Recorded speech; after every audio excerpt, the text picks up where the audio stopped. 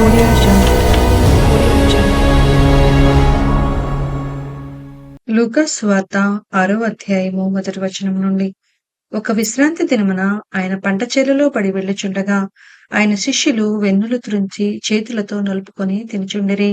అప్పుడు పరిసయ్యులలో కొందరు విశ్రాంతి దినమున చేయదగనిది మీరెందుకు చేయుచున్నారని వారిని అడగగా, యేసు వారితో ఇట్లనెను, తానును తనతో కూడా ఉన్నవారును ఆకలిగొనినప్పుడు దావీదు ఏమి చేసెనో అది అయినను మీరు చదవలేదా?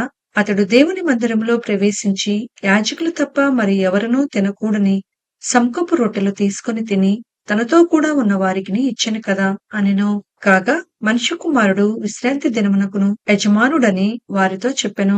మరియొక విశ్రాంతి దినమున ఆయన సమాజ మందిరంలోనికి వెళ్లి బోధించుచున్నప్పుడు అక్కడ ఊచ కుడి చెయ్యి గలవాడొకడుండెను.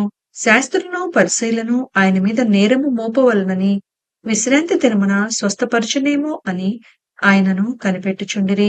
అయితే ఆయన వారి ఆలోచనలెరిగి ఊచ చేయగల వానితో, నీవు లేచి మధ్యను నిలువుమని చెప్పగా వాడు లేచి నిలిచెను. అప్పుడు యేసు విశ్రాంతి దినమున మేలు చేయుట ధర్మమా, కీడు చేయుట ధర్మమా, ప్రాణరక్షణ ధర్మమా, ప్రాణహత్య ధర్మమా అని మిమ్మునడుగుచున్నానని వారితో చెప్పి వారినందరినీ చుట్టూ కలియచూచి, నీ చేయి చాపుమని వానితో చెప్పెను. వాడాలాగు చేయగానే వాని చేయి బాగుపడెను. అప్పుడు వారు వెర్రి కోపంతో నిండుకొని యేసును ఏమి చేయుదమా అని ఒకనితోనొకడు మాటలాడుకొనిరి. ఆ దినముల యందు ఆయన ప్రార్థన చేయుటకు కొండకు వెళ్లి దేవుని ప్రార్థించుట యందు రాత్రి గడిపెను. ఉదయమైనప్పుడు ఆయన తన శిష్యులను పిలిచి వారిలో 12 మందిని ఏర్పరిచి వారికి అపోస్తలులు అని పేరు పెట్టెను.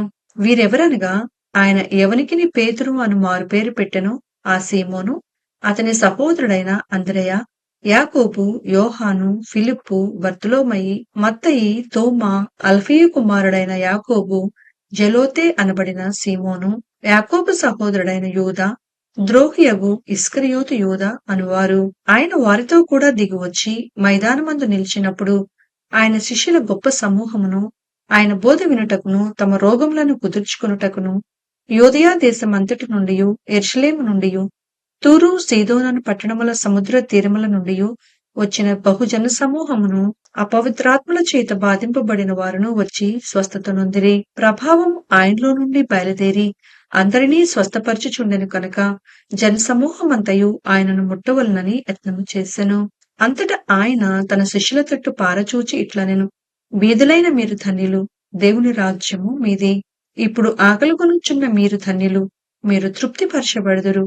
ఇప్పుడు ఏడ్చుచున్న మీరు ధన్యులు, మీరు నవ్వుదురు. మనుష్య కుమారుని నిమిత్తము మనుషులు మిమ్మును ద్వేషించి వెలివేసి నిందించి మీ పేరు చెడ్డదని కొట్టివేయినప్పుడు మీరు ధన్యులు. ఆ దినమందు మీరు సంతోషించి గంతులు వేయుడి. ఇదిగో మీ ఫలము పరలోకమందు గొప్పదై ఉండును. వారి పితరులు ప్రవక్తలకు అదే విధముగా చేసిరి. అయ్యో ధనవంతులారా, మీరు కోరిన ఆదరణ మీరు పొందియున్నారు. అయ్యో ఇప్పుడు కడుపు నిండియున్న వార్లారా, మీరాకలి గొందురు.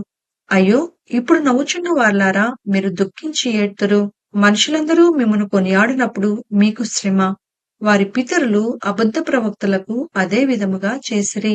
వినుచున్న మీతో నేను చెప్పినదేమనగా, మీ శత్రువులను ప్రేమించుడి, మిమ్మును ద్వేషించు వారికి మేలు చేయుడి, మిమ్మును శపించు వారిని దీవించుడి, మిమ్మును బాధించు వారి కొరకు ప్రార్థన చేయుడి.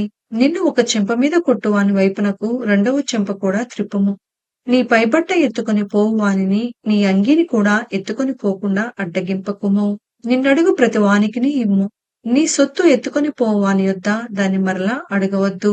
మనుషులు మీకేలాగు చేయవలనని మీరు కోరుదురో అలాగు మీరును వారికి చేయుడి.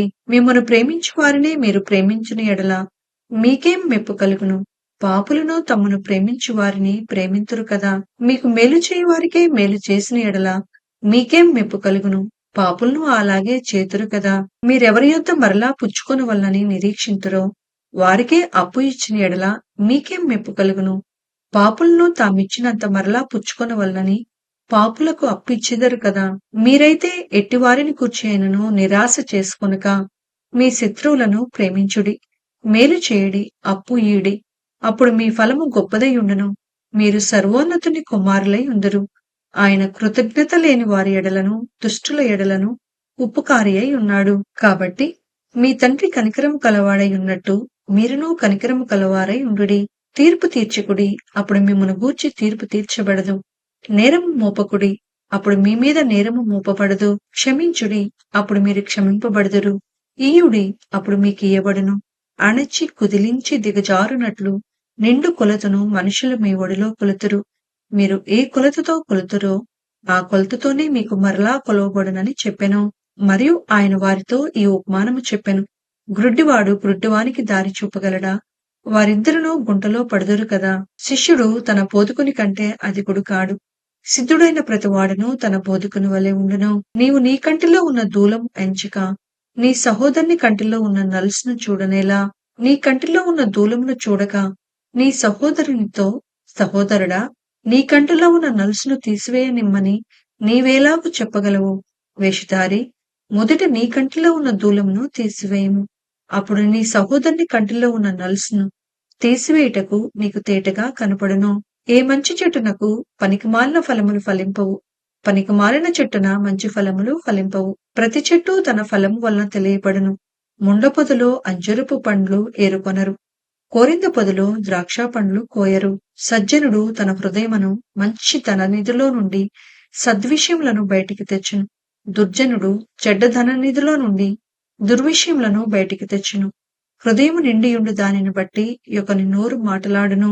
నేను చెప్పు మాటల ప్రకారము మీరు చేయక, ప్రభువా ప్రభువా అని నన్ను పిలుచుట ఎందుకు?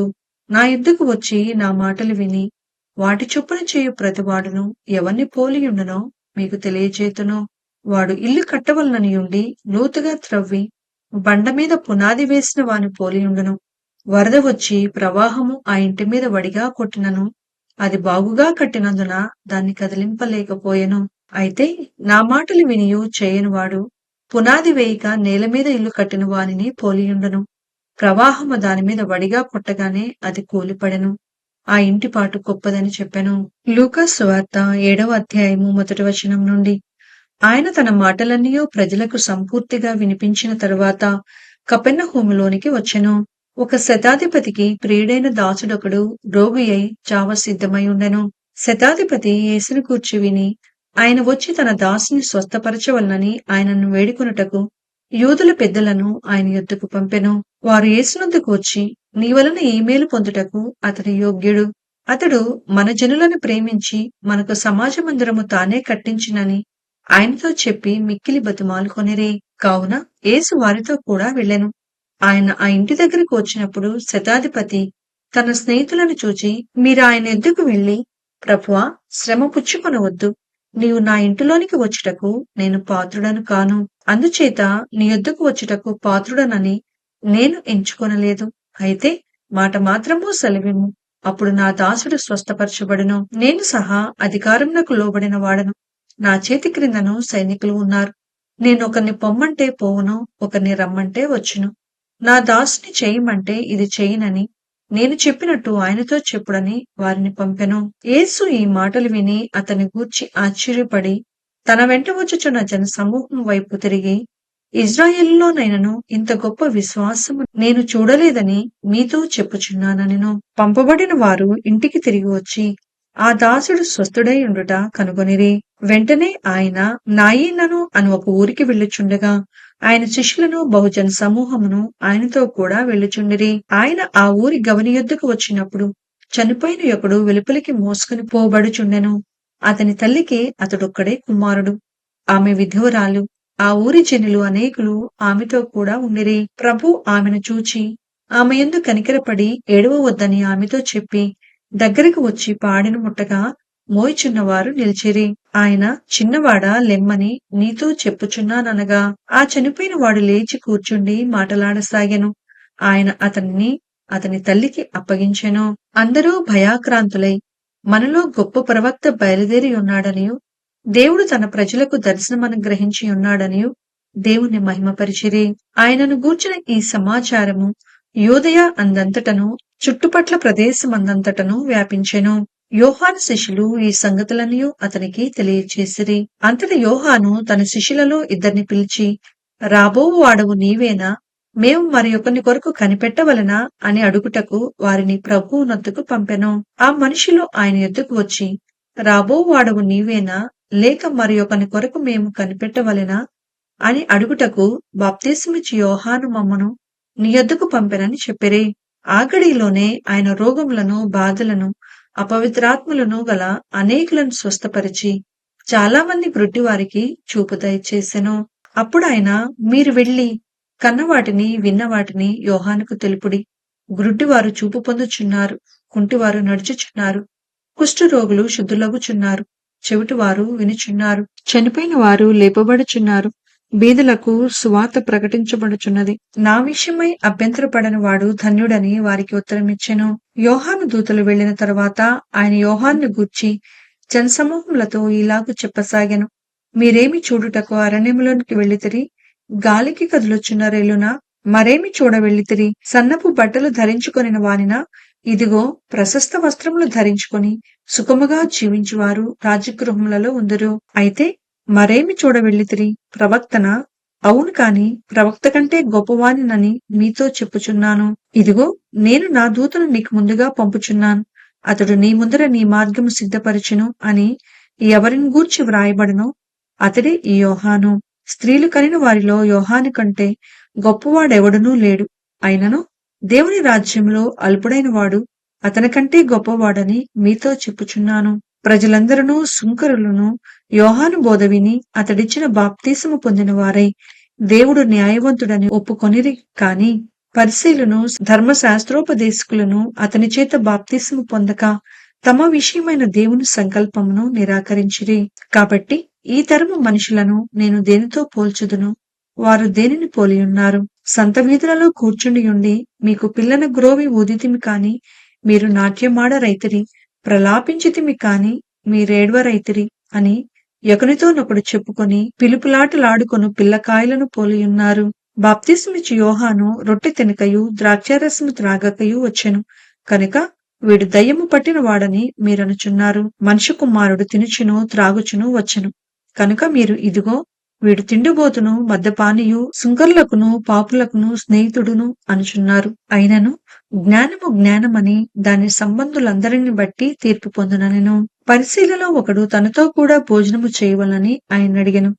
ఆయన ఆ పరిసయ్యుని ఇంటికి వెళ్లి భోజన పంక్తిని కూర్చుండగా ఆ ఊరిలో ఉన్న పాపాత్మురాలైన యొక్క స్త్రీ యేసు పరిసయ్యుని ఇంట భోజనమునకు కూర్చున్నాడని తెలుసుకొని ఒక బుడ్డిలో అత్తరు తీసుకుని వచ్చి వెనుక తట్టు ఆయన పాదముల యొద్ద నిలువబడి ఏడ్చుచు కన్నీళ్లతో ఆయన పాదములను తడిపి తన తల వెంట్రుకలతో తుడిచి ఆయన పాదములను ముద్దు పెట్టుకొని ఆ అత్తరు వాటికి పూసెను. ఆయనను పిలిచిన పరిసయ్యుడు అది చూచి, ఈయన ప్రవక్త అయిన ఎడల తన్ను ముట్టుకొనిన ఈ స్త్రీ ఎవతయే, ఎటువంటిదో ఎరిగియుండెను, ఇది పాపాత్మురాలు అని తనలో తాననుకొనెను. అందుకు యేసు, సీమోను, నీతో ఒక మాట చెప్పవలనని ఉన్నానని అతనితో అనగా అతడు బోధకుడా చెప్పుమనెను. అప్పుడు యేసు, అప్పు ఇచ్చి ఒకనికి 2 రుణస్థులుండిరి. వారిలో ఒకడు 500 దేనారములను మరి ఒకడు 50 దేనారములను అచ్చియుండిరి. ఆ అప్పు తీర్చుటకు వారి యొద్ద ఏమీయూ లేకపోయెను కనుక అతడు వారిద్దరిని క్షమించెను. కాబట్టి వీరిలో ఎవడు అతన్ని ఎక్కువగా ప్రేమించెనో చెప్పుమని అడిగెను. అందుకు సీమోను, అతడెవనికి ఎక్కువగా క్షమించెనో వాడే అని నాకు తోచుచున్నదని చెప్పగా ఆయన, నీవు సరిగా యోచించితివని అతనితో చెప్పి ఆ స్త్రీ వైపు తిరిగి సీమోనుతో ఇట్లనెను, ఈ స్త్రీని చుచ్చుచున్నానే, నేను నీ ఇంటిలోనికి రాగా నీవు నా పాదములకు నీళ్ళియ్యలేదు కాని ఈమె తన కన్నీళ్లతో నా పాదములను తడిపి తన తల వెంట్రుకలతో తుడిచెను. నీవు నన్ను ముద్దు పెట్టుకొనలేదు కాని నేను లోపలికి వచ్చినప్పటి నుండి ఈమె నా పాదములు ముద్దు పెట్టుకొనుట మానలేదు. నీవు నూనెతో నా తల అంటలేదు కాని ఈమె నా పాదములకు అత్తరు పూసెను. ఆమె విస్తారముగా ప్రేమించెను కనుక ఆమె యొక్క విస్తార పాపములు క్షమించబడినని నీతో చెప్పుచున్నాను. ఎవనికి కొంచెముగా క్షమింపబడునో వాడు కొంచెముగా ప్రేమించునని చెప్పి, నీ పాపములు క్షమింపబడి ఉన్నవి అని ఆమెతో అనెను. అప్పుడు ఆయనతో కూడా భోజన పంక్తిని కూర్చుండున్న వారు పాపములు క్షమించుచున్న ఇతడెవడని తమలో తాము అనుకొనసాగిరి. అందుకైన నీ విశ్వాసము నిన్ను రక్షించెను, సమాధానము కలదానివై వెళ్ళుమని ఆ స్త్రీతో చెప్పెను.